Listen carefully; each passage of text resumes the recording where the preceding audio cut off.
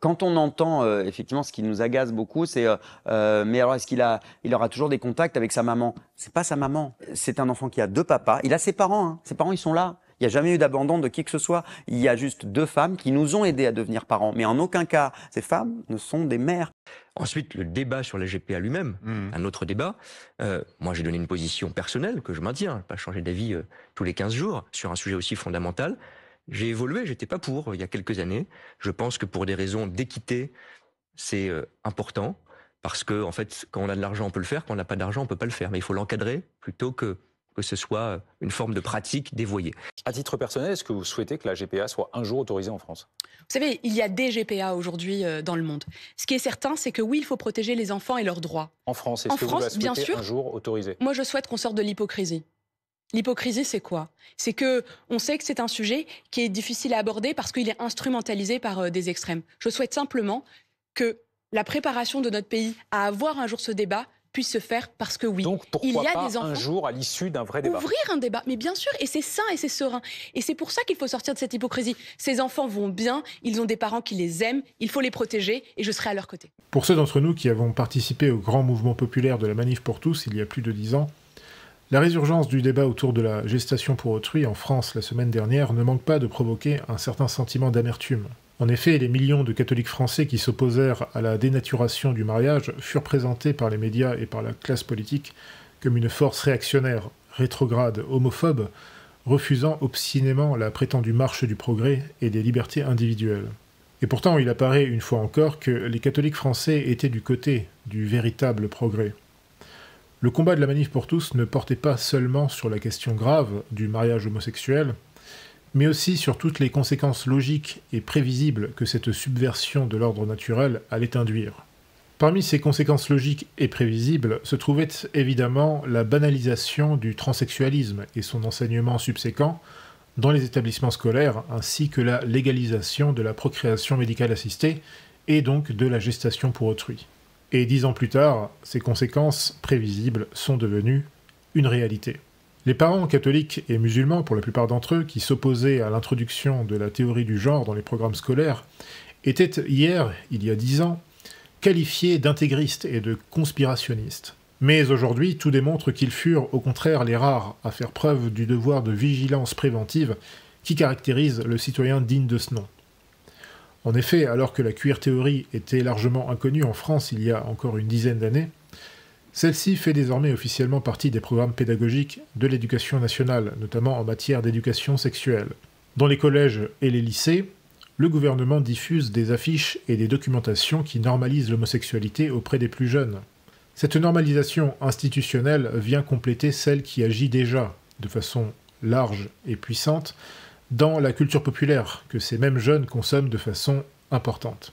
En 2019, un sondage a indiqué que 14% des Français âgés entre 18 et 44 ans se définissaient comme non-binaires, c'est-à-dire comme n'appartenant à aucun des deux sexes.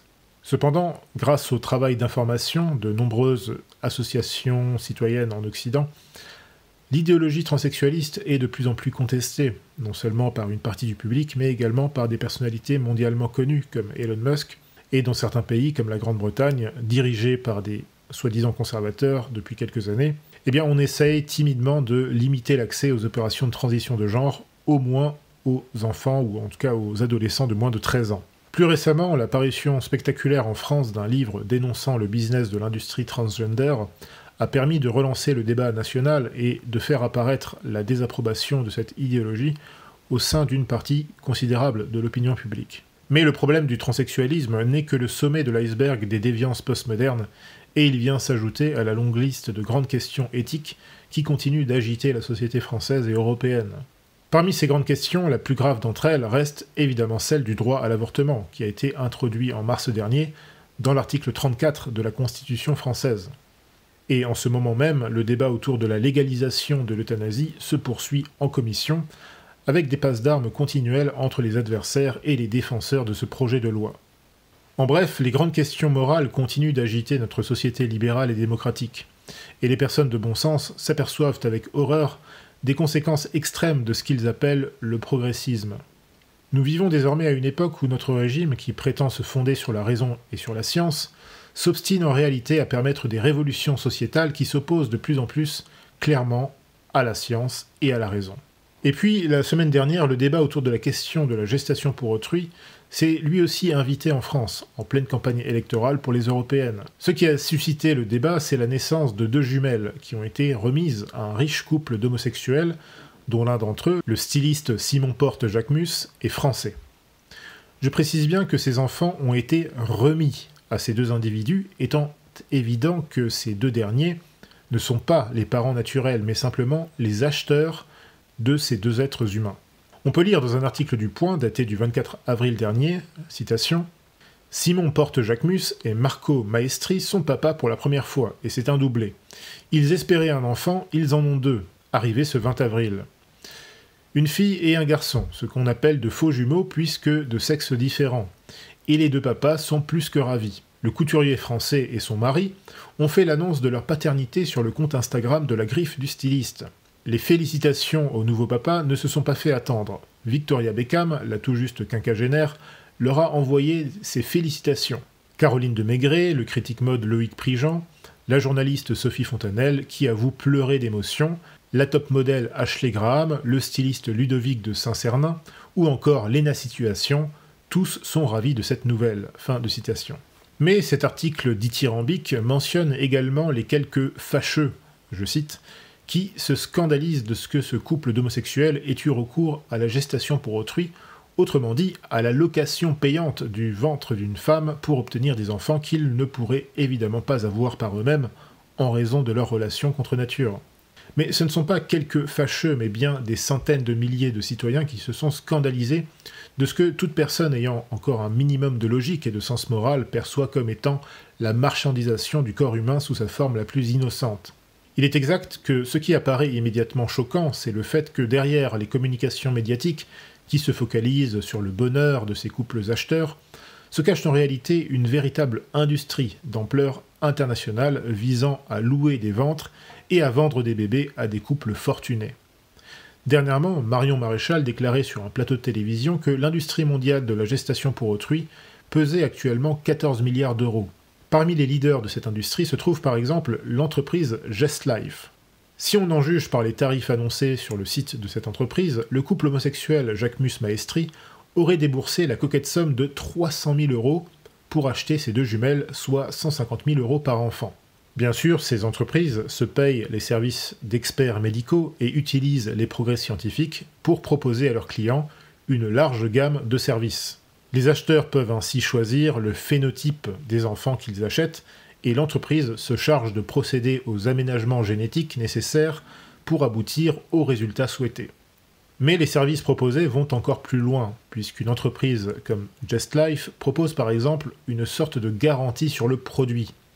En effet, sur son site, GestLife indique en toutes lettres qu'en cas de décès prématuré de l'enfant, l'entreprise s'engage à fournir aux acheteurs un enfant de remplacement, ce qu'ils appellent élégamment, je cite, une garantie de redémarrage. De même, dans certains cas et selon les entreprises, les acheteurs ont même la possibilité d'ordonner l'avortement du bébé au cas où la grossesse ne se serait pas engagée comme ils l'auraient souhaité. N'est-ce pas ici la preuve qu'il s'agit littéralement d'un commerce de chair humaine dans sa forme la plus barbare? Peu importe que ces 2 individus aient utilisé ce service ou un autre, peu importe d'ailleurs que les acheteurs soient des couples hétérosexuels ou homosexuels, dans tous les cas, la gestation pour autrui est une véritable abomination et une injustice, notamment pour les enfants.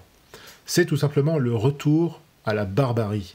C'est l'avènement de ce paganisme moderne prophétisé par le pape Pie XII il y a plus de 80 ans, dans un fameux passage de l'encyclique Summi Pontificatus, qu'il me faut une fois de plus vous citer.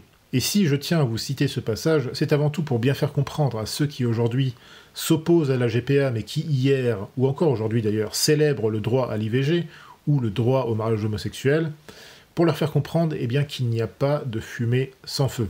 Citation. « Il est certain que la racine profonde des maux que nous déplorons dans la société moderne est la négation et le rejet de toute règle de moralité universelle, soit dans la vie individuelle, soit dans la vie sociale et dans les relations internationales. C'est-à-dire la méconnaissance et l'oubli tellement répandus de nos jours de la loi naturelle elle-même, laquelle trouve son fondement en Dieu, Créateur tout-puissant et Père de tous, suprême et absolu législateur, omniscient et juste vengeur des actions humaines. Quand Dieu est renié, toute base de moralité s'en trouve ébranlée du même coup, et l'on voit s'étouffer, ou du moins s'affaiblir singulièrement la voix de la nature, qui enseigne même aux ignorants et même aux tribus qui ne sont pas encore arrivés à la civilisation, ce qui est bien et ce qui est mal, le licite et l'illicite, et fait sentir à chacun la responsabilité de ses actions devant un juge suprême. Fin de citation. Je vous renvoie aussi modestement à mon article « Catholicisme ou barbarie » publié en 2021 et dont le contenu me semble aujourd'hui particulièrement pertinent. Et ce n'est pas avec légèreté que nous parlons ici de retour à la barbarie.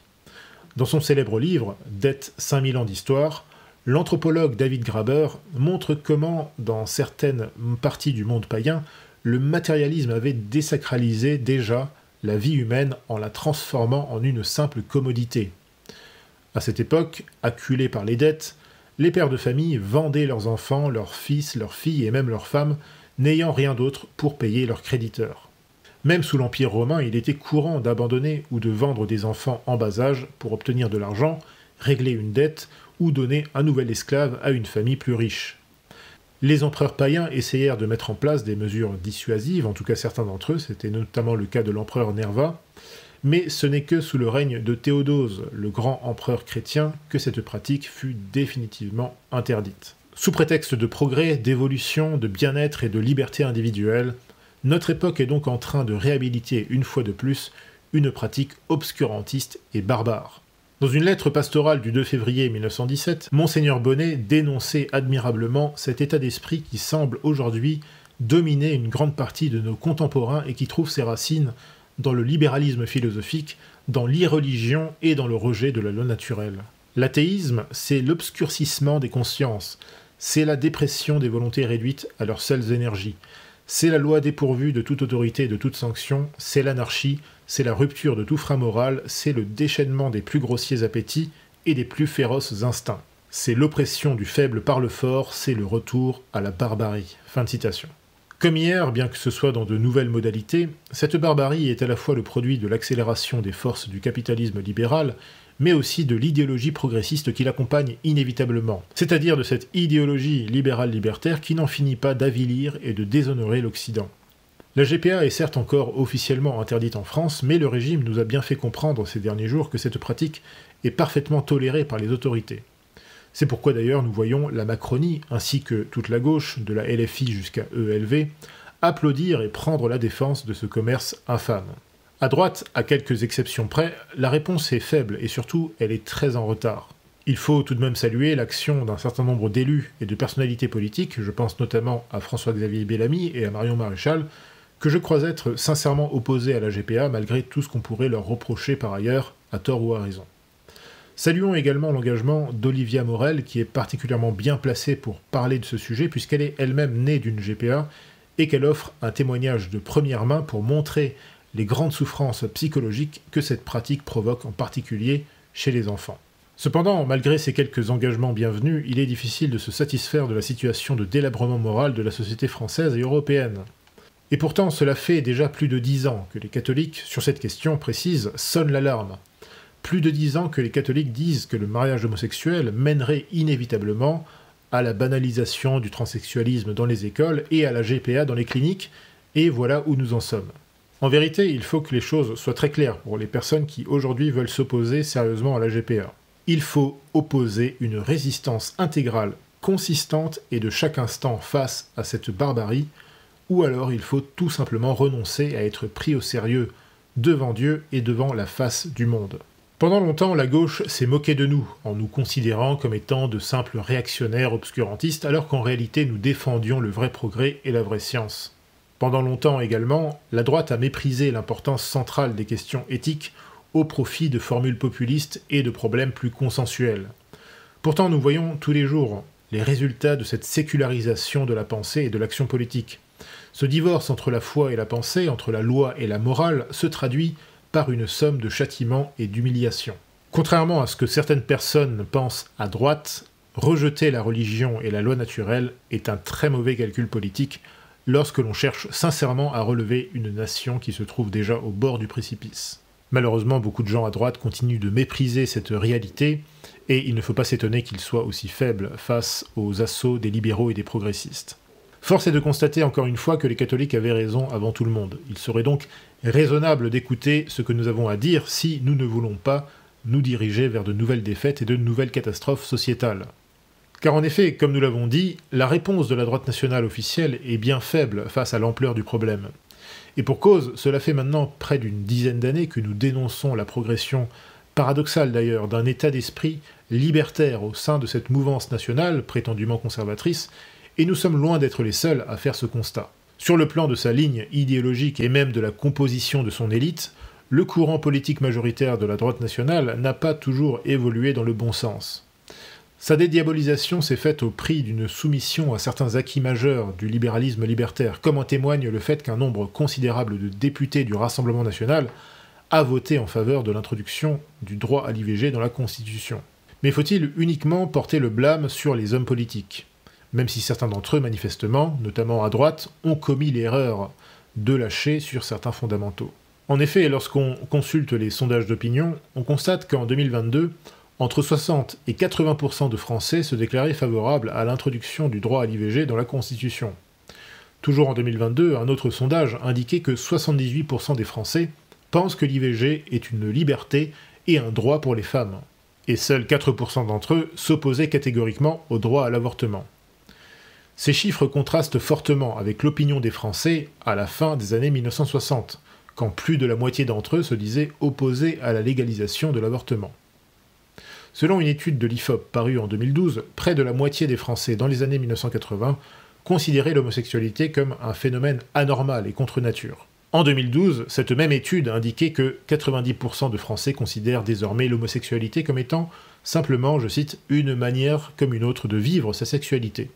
Selon une autre étude de l'IFOP parue en 2019, les Français, dans les années 1970, étaient 65% à considérer l'homosexualité comme étant une perversion ou une maladie, alors qu'ils ne sont plus que 15% à le penser en 2024. En 1998, plus de la moitié des Français étaient opposés au Pacs, qui fut d'ailleurs une première étape dans la légalisation du mariage homosexuel. 2 ans plus tard, lors du vote de la loi en octobre 2000, ils étaient désormais près de 70% à se déclarer en faveur du même Pacs. À peine 12 ans plus tard, logiquement, 65% de Français se déclaraient en faveur du mariage homosexuel et environ 50% d'entre eux se déclaraient également en faveur de l'ouverture des droits à l'adoption pour les couples du même sexe. Cette tendance semble malheureusement rester stable en 2023. Pour finir, en 1990, seulement 24% de Français se disaient favorables à la procréation médicale assistée en faveur des couples de femmes. En 2021, ils sont désormais plus de 67%. En 2014, 59% de Français étaient opposés à la légalisation de la GPA pour les couples homosexuels. En 2021, ils ne sont plus que 47%, ce qui reste considérable par rapport aux autres évolutions, entre guillemets, de l'opinion publique française citées précédemment.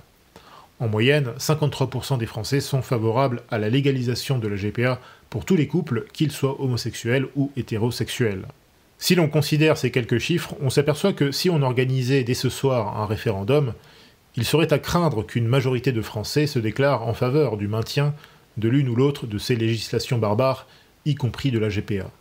Ce simple exemple permet de mettre en lumière le fond du problème, et ces grandes questions éthiques qui nous agitent aujourd'hui doivent nous servir à remobiliser les consciences et à mettre nos concitoyens face à leurs responsabilités. Pour ceux qui ont le malheur d'avoir l'intelligence aveuglée par le matérialisme libéral-libertaire, les statistiques que nous venons de voir ne seraient que le signe de l'évolution positive des peuples occidentaux qui, par l'effet du sens de l'histoire, auraient abandonné les derniers reliquats d'obscurantisme chrétien pour embrasser la conception postmoderne du progrès et de la liberté individuelle. Nous ne sommes évidemment pas de cet avis et nous croyons même que ceux qui pensent de cette manière peuvent difficilement être qualifiés de citoyens honnêtes et responsables. Ceux qui pensent de cette façon se retrouvent majoritairement aujourd'hui dans l'électorat macroniste et dans l'électorat d'extrême gauche, mais on sait aussi malheureusement que cette évolution a lieu dans une partie de l'électorat de centre-droit républicain et surtout, et c'est ce qu'il y a de plus lamentable, dans celui de la droite nationale. Et dans les deux cas, le poison du positivisme juridique se combine avec celui du populisme. Mais on ne peut pas comprendre ces évolutions de l'opinion publique sans en désigner les causes instrumentales, que sont tout d'abord la déchristianisation du peuple français. Cette déchristianisation a rendu les Français totalement impuissants et incapables de se protéger et de protéger leur pays contre la puissance de l'idéologie néolibérale et du gauchisme freudo-marxiste. De plus, la culture populaire et l'industrie du divertissement furent les véhicules les plus efficaces de ces bouleversements anthropologiques. Par exemple, le livre After the Ball, écrit par 2 militants homosexuels américains dans les années 1980, détaille avec précision comment s'y prendre pour normaliser l'homosexualité en se servant de la culture de masse, en particulier des publicités, des émissions de télévision et du cinéma. J'ai déjà parlé de ce livre et de son influence dans une émission en 2021, une émission qui, je crois, s'appelle de mémoire La banalisation de l'homosexualité, quelque chose comme ça. La réussite de l'opération prouve qu'il y a eu, au cours des dernières décennies, un effort concerté de la part de minorités organisées pour faire accepter les nouvelles mœurs au sein des sociétés occidentales. Des mœurs que pourtant cette même société occidentale considérait comme étant contre nature, en tout cas dans les années 60 et 70. On peut donc dire que cette prétendue évolution des consciences ne s'est pas faite de façon naturelle, de façon organique, mais qu'elle fut au contraire largement obtenue par des stratégies d'ingénierie sociale. Il n'est pas question ici de parler de complot, mais simplement de l'activation de forces subversives, qu'elles soient économiques ou idéologiques, contre l'anthropologie des peuples occidentaux. Mais cette société occidentale, ayant largement rejeté la tradition religieuse de l'Europe, c'est-à-dire le christianisme, n'avait plus les ressources morales pour se défendre contre ce phénomène. Et c'est pourquoi, avant de prétendre combattre la légalisation de la GPA, encore faut-il comprendre comment nous sommes arrivés tout en bas de la pente savonneuse du libéralisme. Tout d'abord, il faut bien avoir conscience que le régime en place, pour des raisons idéologiques très simples à comprendre, le régime en place est déjà officieusement en faveur de la GPA de toutes les manières. Certes, lors de sa campagne électorale en 2022, Emmanuel Macron avait maintenu qu'il s'opposerait à la légalisation de la GPA, déclarant qu'il s'agissait, je cite, d'une question de dignité des femmes et de leur corps. Mais dans le même temps, le même Emmanuel Macron avait déclaré aussi à plusieurs reprises qu'il, je cite, s'engageait à ce que les enfants issus de la GPA nés à l'étranger voient leur filiation reconnue à l'état civil français. En d'autres termes, Emmanuel Macron déclarait ainsi qu'il fermerait l'œil sur les couples français ayant recours à la GPA puisque ces opérations se déroulent déjà, de facto, à l'étranger. Ces déclarations étaient évidemment un message envoyé aux couples d'acheteurs pour leur dire que dans les faits, les enfants qu'ils achèteraient à l'étranger seraient de toute façon reconnus comme les leurs en France. Et ceci sans aucun risque de poursuite de quelque nature que ce soit. Au contraire, puisque nous voyons d'ailleurs tous ces individus défiler sur les plateaux de télévision pour expliquer à quel point ils sont tout à fait dans leur bon droit. N'oublions pas non plus d'ailleurs que c'est Emmanuel Macron qui a rendu possible la légalisation de la procréation médicale assistée pour les couples de lesbiennes. Il s'agissait même de l'un de ses engagements lors de la campagne de 2017. En tout cas, tout ceci explique pourquoi les médias et les politiciens inféodés à la Macronie n'ont aucune gêne à défendre publiquement une pratique qui est encore théoriquement interdite en France. En effet, nous avons vu ces derniers jours Clément Borne, porte-parole de la candidate macroniste, ou encore Sarah El Haïry, ministre déléguée à l'enfance et aux questions familiales, ça ne s'invente pas, elle-même ouvertement lesbienne, nous les avons vus se déclarer tous les deux en faveur de la GPA. Et d'ailleurs, la ministre El Haïry ajoutait qu'elle souhaitait que la France, je cite, sorte de l'hypocrisie et que l'on puisse ouvrir le débat de la légalisation. Le gouvernement actuel sera au pouvoir pendant les 3 années à venir et la majorité présidentielle trouvera évidemment des alliés à gauche et peut-être même à droite d'ailleurs pour légaliser la GPA. Par conséquent, on ne voit pas à ce stade ce qui pourrait empêcher Emmanuel Macron de s'engager sur cette voie s'il le voulait. Alors certes, il y a aussi des signes positifs puisque François-Xavier Bellamy a récemment réussi à faire voter un amendement à la directive européenne sur la lutte contre la traite des êtres humains, laquelle inclut désormais la GPA. Mais cependant, les promoteurs de la GPA ont déjà fait remarquer que ce texte ne concerne que les femmes qu'on forcerait à pratiquer une gestation pour autrui, donc soit par la contrainte, soit par la ruse. On peut donc considérer que cet amendement, même si évidemment il vient d'une bonne intention et d'une bonne action sur le fond de M. Bellamy, eh bien malheureusement cet amendement n'aura guère d'effet. Si le régime tout entier décide de légaliser la GPA, cet amendement n'aura aucune force et dans les termes actuels, il n'en a déjà aucune. La vraie question ici, c'est de savoir si les libéraux conservateurs et aussi les quelques voix d'opposition à la GPA à gauche seraient encore aussi engagés dans cette lutte contre la GPA si celle-ci devait être formellement légalisée en France et ailleurs en Europe. Car selon la théorie de la pente glissante, remarquablement illustrée par les statistiques que nous avons vues précédemment, ne peut-on pas penser que d'ici 5 ou 10 ans, Ce ne seront plus 60, mais 70 ou 80 ou 90% de Français qui auront intégré le fait d'acheter et de vendre des bébés. Et nous avons vu qu'avec une bonne propagande et avec la démission de certaines élites politiques, eh bien, le changement peut se faire très vite si le peuple lui-même n'est plus attaché à la foi et aux valeurs chrétiennes qui, justement, le préservaient jusque-là de toutes ces humiliations, de toutes ces abominations que l'on légalise à tour de bras aujourd'hui. Et c'est pourquoi, je le répète, il n'est pas possible de s'opposer à la GPA que sur des bases purement légalistes, ou alors par des démonstrations psychologiques, ou par des arguments économiques. Bien sûr, tous ces arguments sont utiles et pertinents, mais lorsqu'ils sont utilisés séparément de l'argument moral, c'est-à-dire de l'argument fondamental, eh bien, ils n'ont plus aucune force. Or, justement, toutes ces questions que nous venons d'aborder, ce sont les grandes questions éthiques qui vont déterminer si aujourd'hui nous sommes des citoyens ou des barbares, si nous sommes des hommes civilisés ou si nous sommes devenus des brutes dégénérés. En vérité, la réponse que nous allons donner, que nous allons apporter à cette barbarie moderne, déterminera fondamentalement notre devenir en tant que civilisation digne de ce nom. Ceux qui croient qu'on peut combattre efficacement la GPA ou le transsexualisme, tout en acceptant toutes les subversions précédentes, ne font que consolider les fondations philosophiques qui ont justement rendu possible les abominations qu'ils prétendent combattre aujourd'hui, avec sans doute de bonnes intentions, mais avec une pensée incomplète. Et c'est pourquoi on trouve aujourd'hui beaucoup de féministes qui s'opposent au transsexualisme, mais uniquement, ou en tout cas surtout parce que finalement, ces féministes constatent que des hommes déguisés en femmes, ce que sont les transsexuels, empiètent désormais librement sur leur territoire.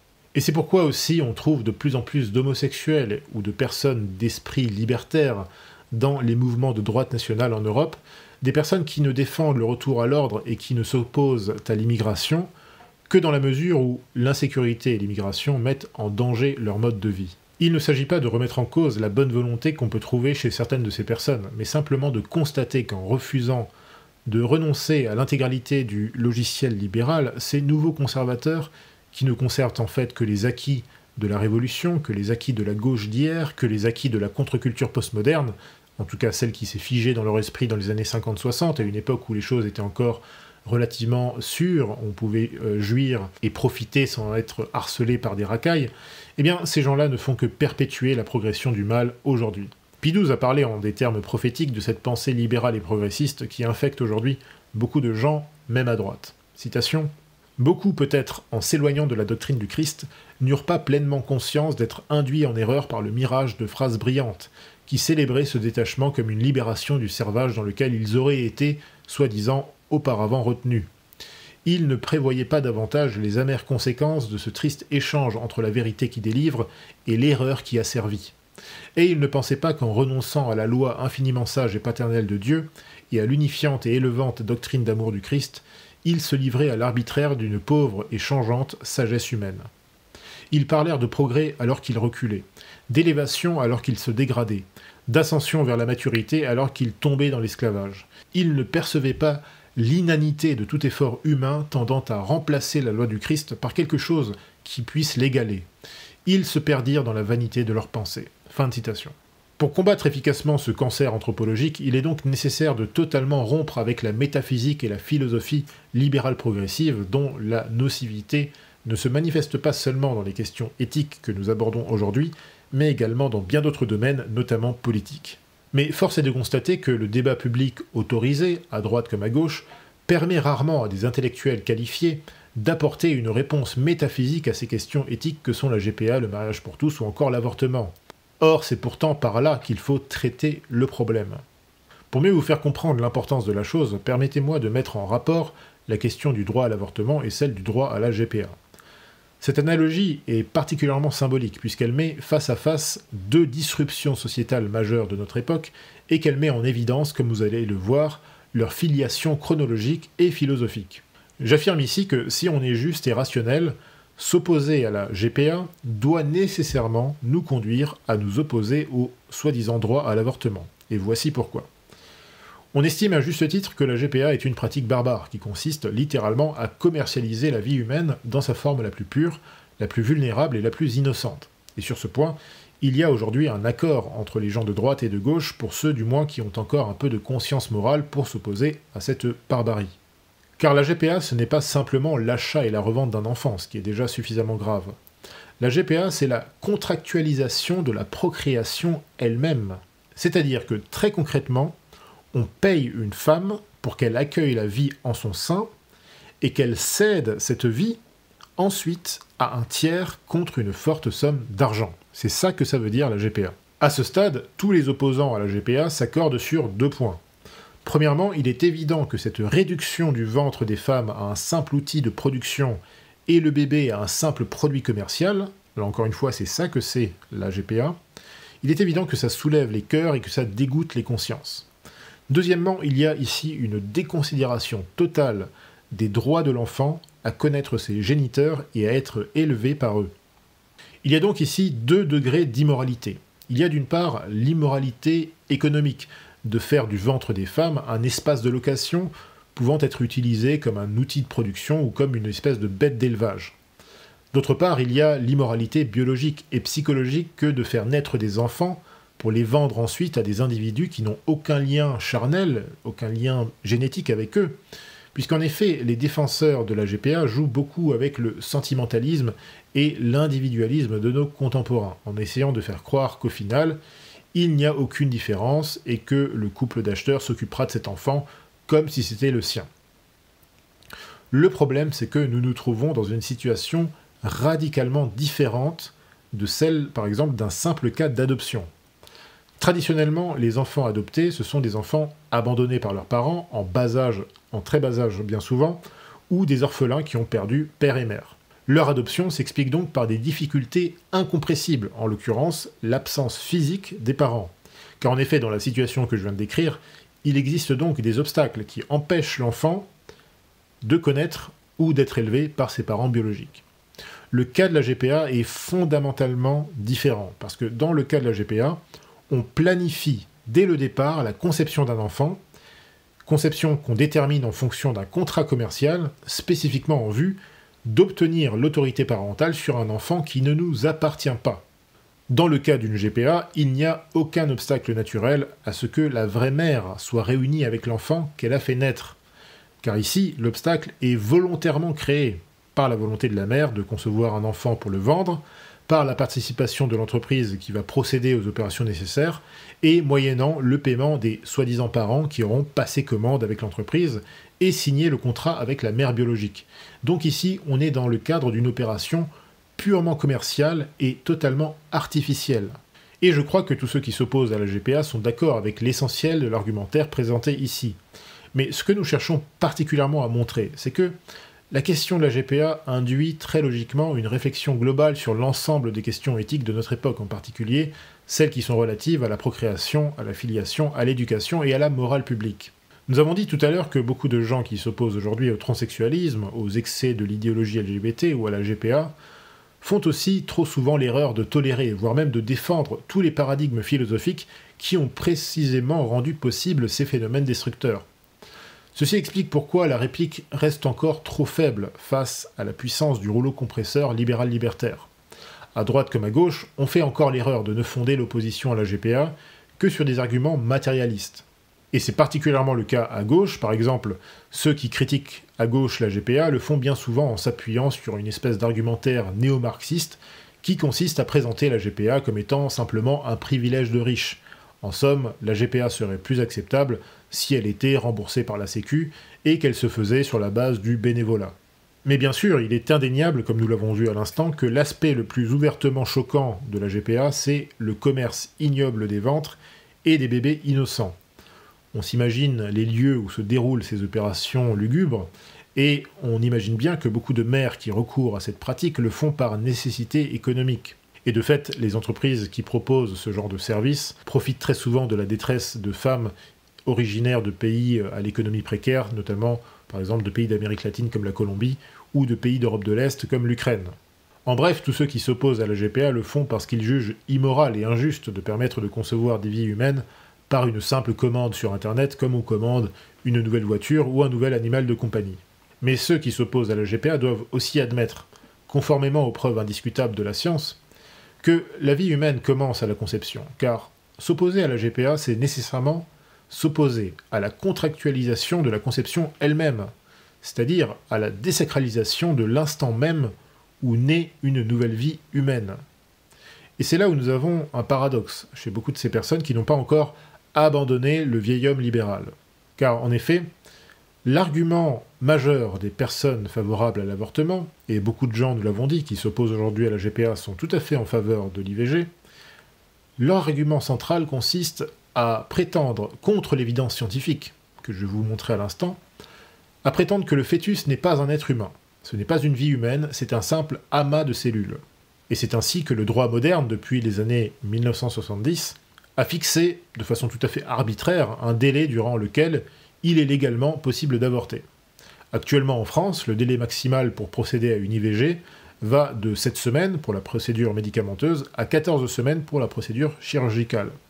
Mais en réalité, il est possible d'avorter jusqu'au terme de la grossesse via la fameuse procédure IMG, c'est-à-dire l'avortement thérapeutique, bien qu'il soit réservé à des conditions très particulières. Mais en réalité, ces modalités n'ont pas beaucoup d'importance dans le cadre de cette démonstration. En effet, que l'avortement soit réalisé à 7 semaines ou à 9 mois, ou que la grossesse soit empêchée dès la première semaine via la contraception, l'évidence métaphysique coïncide avec l'évidence scientifique. La science prouve incontestablement que la vie humaine, autrement dit, la formation d'un ADN spécifique, prend forme dès la fertilisation, c'est-à-dire dès la conception.